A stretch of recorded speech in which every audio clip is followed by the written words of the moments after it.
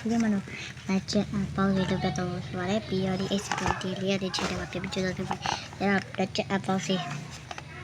တီးရောက်လာဆိုတော့ let's go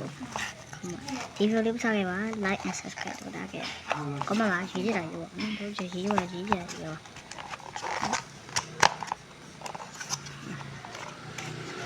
အေးရော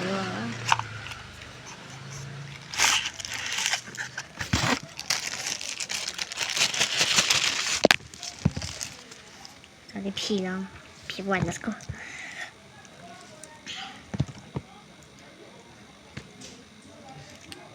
ချက်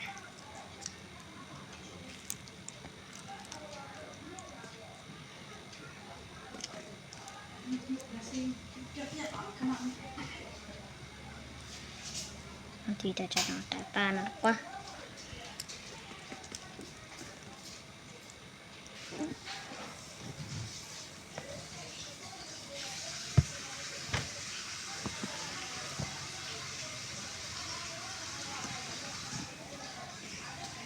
ကျန်လို့ဒီနားမှာချိန်ပြီးတော့ကိုရီးယားကျင်းလာတော့တော်တော်ထားရစီရဲ